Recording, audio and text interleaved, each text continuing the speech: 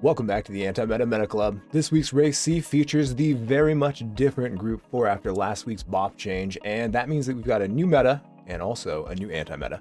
Let's get into it. Your anti-meta car of the week is the WRX. Unfortunately, we're seeing the return of the all-wheel drive meta. Pretty much nothing except the all-wheel drive cars are going to work, especially for this race, and it's a pretty weird one. The Evo is probably just as good as the Impreza, and the Intenza is almost as good as those two, but unfortunately the G70 is miles ahead of any of those three. Anything but all-wheel drive will probably not work at all for this race. Just like with a recent Group 3 change, they completely reduced the power across the board with everything, and unfortunately that left the G70 way better than everything else. I was the fastest non-G70 on the leaderboard, at least at the time, and I was only in 77th. A single Evo and a Tenza round out the non-G70s in the top 100. To get the best run in a T1, you don't actually have to do anything strange, so you're just going to take the final corner like normal. You can safely put your left tires on the green AstroTurf as long as you keep your right tires on the red and white portion of the curb, and you're going to brake when you get all the way past this 100 meter board. Shift down to third gear and turn in at the 50 meter board. After you start turning in and trail braking, I want you to dip down to second gear, then back up to third, trying to use as much of the curb as you possibly can. You can go over that yellow curb on the inside, and as long as you keep your right tires on this big yellow sausage on the outside, you should be golden. If you get a 1 second penalty there, you've cut the inside. If you get a half second penalty there, then you've gone past that yellow sausage on the outside. While it's safe to go beyond the curb on T1, I do not suggest it here. Instead, you're going to look for the 100 meter board, you're going to brake just beyond it, and you're going to stay just to the right of the curb initially, but once you start slowing down, you can then move up onto the curb and try to straighten yourself out before then turning in. Wait until the entirety of your car is beyond the 50 meter board before you then start to turn in. Keep full brake for a very long time. When you do trail brake, it's going to be very quick. You're going to come entirely off the brakes and add more steering, trying to hit a very late apex as I demonstrated right there. If you get any oversteer whatsoever, you've got to correct it immediately. Even though it's all-wheel drive and it has tremendous grip, you can still get a little bit of oversteer and that will completely destroy your momentum. What I mean by fixing the oversteer is doing a very quick counter steer and then continue the steering angle that you had after that. Once again, I do not suggest using the curb or the area beyond the curb at all for braking. Instead, you want to stay just to the right of it and brake directly after the 100 meter board on the left. I want you to get to second gear as you turn in, which should be right after the 50 meter board. You're going to trail brake for a very long time, trying to get your car to continue rotating, hitting a very late apex, and then adding a little bit more steering before then getting fully on the throttle. Even if you're aimed like you're going to go off the track, the car will continue to steer as long as you get on the throttle just gently enough, but you can actually slam it pretty hard and still continue to steer out of the corner. For this corner, you'll notice that I do feel comfortable moving all the way onto the right using the AstroTurf and braking with just my left tires on the curb. Braking just to the 50 meter board, you're going to turn in just before braking, add just under 100% braking pressure, and you're actually going to come off the brakes entirely really early. Since this is downhill, you need to balance the weight, and the best way to do that is actually getting off the brakes as early as you can, adding more steering, and after the car starts to rotate, then you're going to add full throttle again. Trust that the car will continue steering and rotating as you get on the throttle. Before braking, move your right tires all the way back on the red-white portion of the curb, and looking at where these white lines intersect, you're not going to brake until you get all the way past that. Braking very lightly, you're going to downshift to third immediately and start to turn in. I want you to notice that I'm coming entirely off the brakes, adding more steering and trying to get all the way up on that curb. Adding the steering before getting onto the curb will continue decelerating the car just enough so you can get fully on the throttle and then track out all the way here. Of course, trying to make sure that your left tires stay on the red and white portion of the curb. If you notice that I tracked out to this outside curb, you don't actually need to do that. I was just kind of wasting time there. I don't know why I still instinctively do that. When we move onto this curb, which is of course safe again, you're going to look for this little fence before the 50 meter board, and right before you get to that is when you're going to start braking. Brake heavy, downshift to fourth gear, then immediately start trail braking in. We want to go all the way up on this curb. I actually missed it by just a little bit, which probably cost me a little bit as well. You can get fully on the throttle as you apex and then track out, keeping your right tires on the red and white portion of the curb here. The final braking zone is fairly imprecise, but if you look, 3 of these white triple marks on the green before this yellow sausage, that's where I like to brake. Turn in by the time you get to those little yellow sausage curbs in third gear, and again you want to be entirely off the brakes, adding more steering and then back on the throttle as you hit that apex. You can use a little bit of that inside sausage curb, but too much can make the car bounce. This car does eat up the curbs pretty well though. Again, you've got to make sure that your right tires stay on the red and white, and if you can do that, you should be good. A couple updates ago, they changed how the dirty tires work, so you don't actually have to worry any longer. You can safely put your left tires on the green portion beyond the red and white part of the curb. If you get a 1 second penalty, that means that you cut the inside, and if you get a half-second penalty, it means that you cut or at least went past the yellow sausage. If it feels like you're not going past the yellow sausage, you probably are, and you should just check your replay. I don't think it actually gives you dirty tires anymore, but if you put your left tires beyond the curb here, it will slide the car. And if you brake on the curb, it's going to extend the distance that it takes for you to stop. But if you want to use the curb and get a really good run into that really tight right-hander, what you want to do is brake on the normal tarmac and then move onto the curb, aligning yourself correctly before then turning in. And of course, you want to turn in super late because there's a really weird crest right at the apex. On this downhill braking zone, you don't want to touch the curb at all. I just completely avoid it. And when it comes to that right-hander, you've got to stay on the brakes for just a little bit longer than you might expect. This left-hander is a little bit different. You want to be off the brakes as early as you possibly can because the car is going to understeer a lot when you stay on the brakes, but it's going to get a lot of grip if you turn in after coming off the brakes. The biggest mistake I see for this left-hander is people either braking way too much or going really deep, trying to hit a really late apex. You just want to hug it really tight and keep as much speed as you possibly can, making sure that you don't go off on the exit. For the penultimate corner, you are safe to put your left tires beyond the curb. I would suggest turning in a little bit earlier than I did, and you can dip down to third gear as long as you get on that throttle really early as soon as you hit that apex. If you use too much of that inside curb right there, it can make your car bounce, but this car is really good on the curbs, and that's actually why it ended up being my favorite anti-meta car. To be 100% honest with you, I almost didn't try to make a guide based on this race, but because race B is so incredibly short, I just didn't feel like doing it whatsoever. It's probably a better experience for a very short amount of time, but at the very least, this race is very long and allows you more opportunities to do things. The things that you can do, however, are very limited. I actually can't remember the last time that the meta was so incredibly strong, and it's kind of making it seem bleak for the future of Group 4. I do hope that they change things really soon, and I'm talking extremely soon, or we're not going to have any fun with the Group 4 races. Now, it will probably be a different story if they add tire wear and or fuel usage, but as it stands right now, it's not a lot of fun because it's just the G70 Cup. Now, the G70 is not only the meta car, but I don't like driving it whatsoever, so I was extra motivated to find a good anti-meta. Despite the fact that this is probably the second best car, in an even race, when you're racing someone that has just as much skill as you, they're probably going to be able to just completely wipe the floor with you in the G70. That's not to say that you can't really do anything with this car, and this car actually does, in my opinion, handle just as good or better than the G70, but the G70 is just way too powerful. By carefully positioning your car or using other tactics that I've talked about in the past, you can give yourself a bit of an advantage.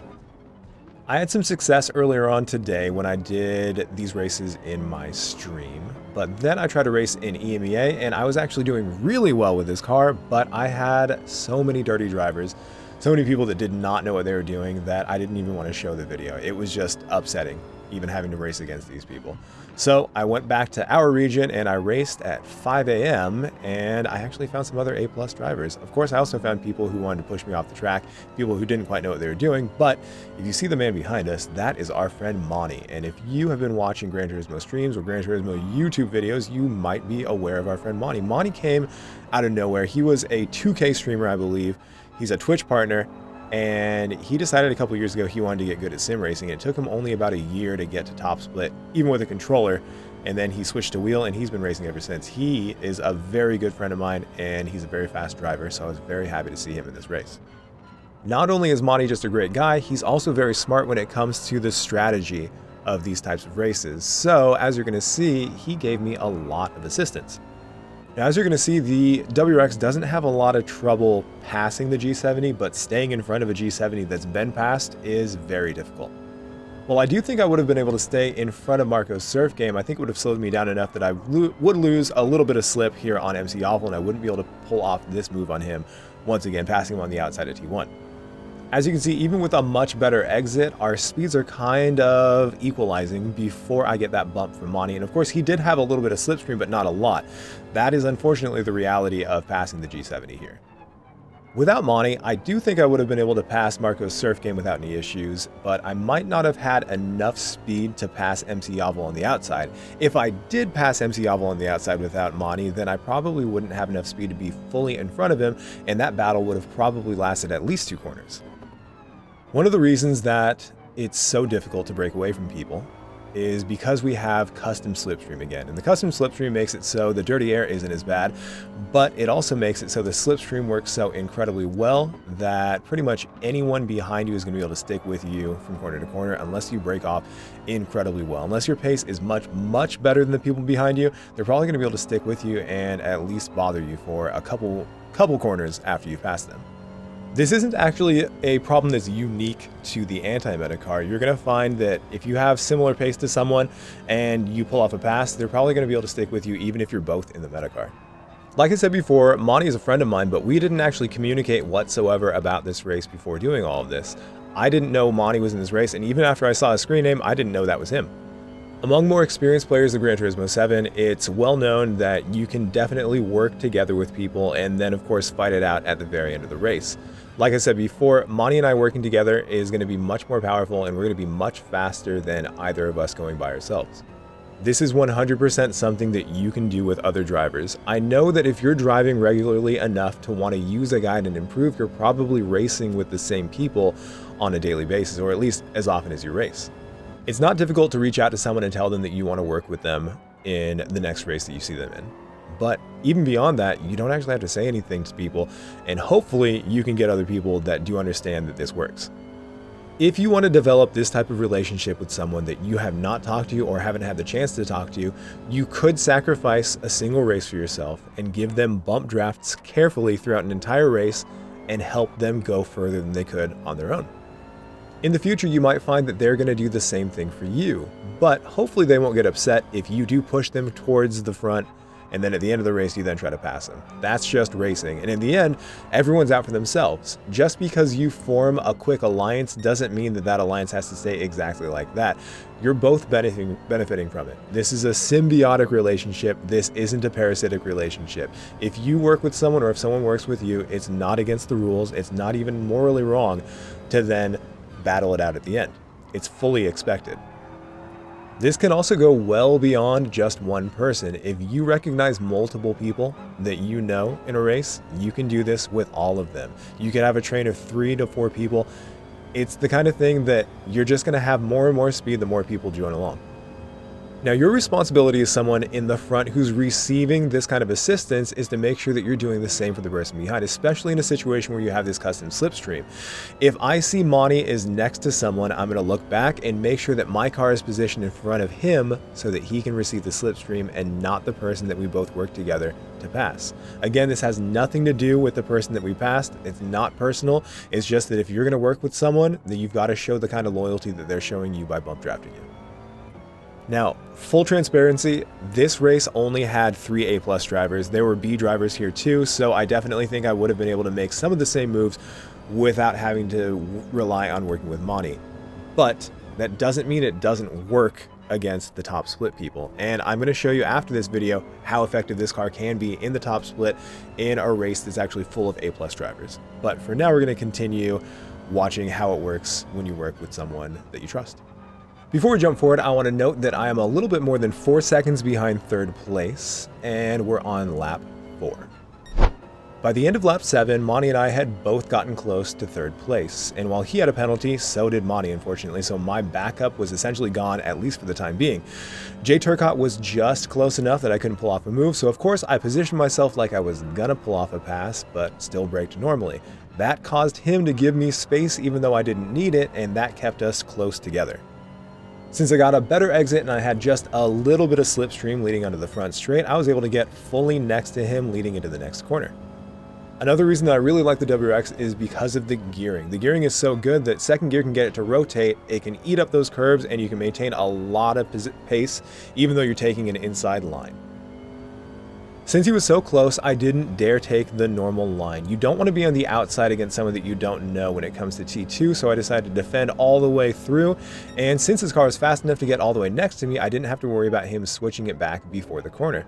I took it like normal, was able to get all the way in front of him, and then like I've been discussing, Monty was next to him, and I decided to give Monty the slip because I know Monty's going to continue working with me to the end of the race, and Jay Turcotte's just going to try to get his position back.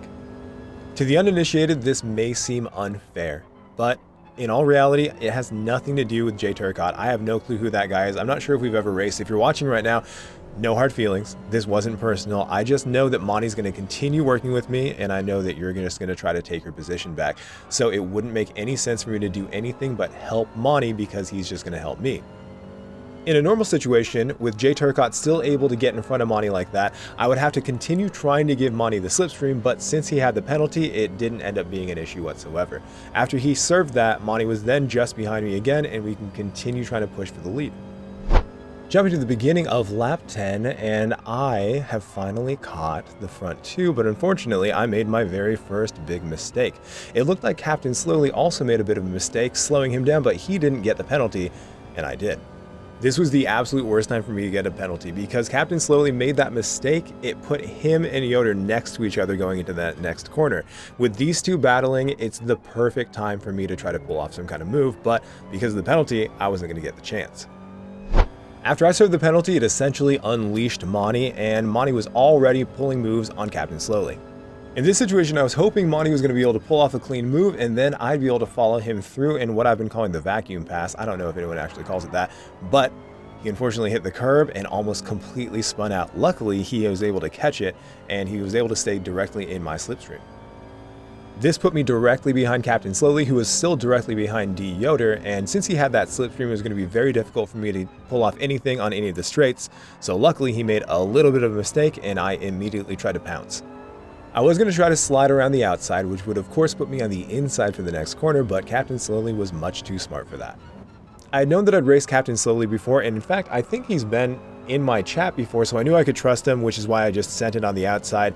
And of course, he was a gentleman, gave me tons of space, and because he's such a gentleman, I was able to pull off the move and stay all the way next to him, eventually getting in front of him before the final corner. Now, it'd be really silly for me not to defend, so I just decided to try to make my car as wide as possible, staying in the middle of the track, and as soon as he showed his cards and decided to stay on the normal line, I got a little bit closer and then just tried to do whatever I could to get away. I got a pretty good exit on the final corner, but he was still well within my slipstream. Now, if I didn't trust him or if I thought that he'd make some kind of crazy move into T1, I would have defended, but I think that he knew that passing me there wouldn't be the best opportunity, so I think he was trying to play the long game, hoping that there would be an opportunity to pass me at a later corner. Yoder made a bit of a mistake, and I pretty much flew through T1, and then I saw Monty was next to Captain Slowly, and of course, once again, gave him the slipstream. I didn't really need the slipstream from Yoder to continue moving closer to him, so I gave Monty the slipstream in lieu of taking it, and Yoder started defending super early. I think he probably assumed that I was going to dive, and because he defended so early, it really ruined his corner, and I got right on his tail. Now, since he was defending immediately, I was going to bump draft him, and I was going to pretend like I wasn't going to pass him and then move at the last second to try to pull off a move, and unfortunately, I think he panicked. I could have easily made that corner without any kind of issue, but because he turned into me, that shock of the suspension makes my braking ineffective, and there's a little bit of argy-bargy. I don't think he meant to really push into me, but because he turned into me, I wasn't able to make that stick. I don't think he did that on purpose. I think he probably just panicked. If he did do it on purpose, I hate that. People do that kind of thing all the time. When you're passing them on the inside, they'll just bump you so your car can't brake as effectively, and they'll take it. But honestly, I don't know. I don't know this guy. I'm not going to accuse him of anything, but it's definitely because of the contact that he created when I moved on the inside that made it so I couldn't make that corner effectively. But despite all that, I didn't think that I had to do anything retribution-wise, and I thought that it was a pretty good race anyway, so I decided just to stay behind him, try to pressure him, and hope that he made a mistake, but no mistake was made. I was glad that Monty was able to get right behind me. I had a great time with Captain Slowly, and if I do race D. Yoder again, D. Yoder, if you're watching, no hard feelings. I don't know if you did that on purpose. If you did do that on purpose, I don't like you, but I don't think you did that on purpose. So hopefully we'll race again and we won't have any kind of contact. Like I said before, I wanted to be fully transparent, and I did want to note that that race was not exactly a competitive race. So this race that I'm showing you right here was in the middle of the day, actually the middle of the evening. This was peak hours, and there were many A+ drivers in this race. I decided to set a time. I was in second place. Our good friend J-Funk made a tiny mistake, got a penalty, and I was able to get all the way in front. And by now, on lap 2, I was already breaking the slip. J-Funk unfortunately got bullied and wasn't able to stick my slipstream, and so I didn't get to race him, so by the 4th lap, I was 3 seconds ahead of everyone else. By lap 9, I was 6 seconds ahead of everyone, and I would actually be a lot further ahead, but I was talking to chat because I was so bored, and so I just kept getting penalties. I think I actually probably got 4 or 5 seconds worth of penalties in this, but it didn't really matter because if you can stay clean in this car, you can be just as fast as the G70. If you look at my laps, I was mostly in the low 38s. I ended up hitting a 38 flat at the end of the race. 37s are definitely possible even without slipstream. So when you don't take into account the slipstream, this car is pretty much just as good as the G70. Okay, almost. It's really not as good as the G70, but it's good enough. If you practice enough with this car and you stay clean, you can find yourself having really good pace with the WRX. You can also do it with the Evo and to a lesser extent with the Intensa, but I don't think anything else really works, unfortunately. At the end of the final lap, you can see that my optimal is in the 37s, and I've actually gotten a lot faster by this point. I should have mentioned this earlier on. Negative brake balance is the key for all-wheel drives in Group 4. It's actually been that way since GT Sport, but it's that way again. -5 is the correct brake balance. And as you can see, a lone WRX at the top of a lobby full of G70s. This is why it's the anti-meta car. Also, sorry for the ugliness of this recording. I was trying to see exactly what my lap time was. It was unfortunately not at 37, but you can definitely do 37s without a slipstream. Thank you for watching my video. If you liked what you saw, please don't forget to like and subscribe. And of course, I'll have another one of these guys ready next week. To finish off, I'm going to leave you with a look at my current members. I love every single one of you. Thank you very much.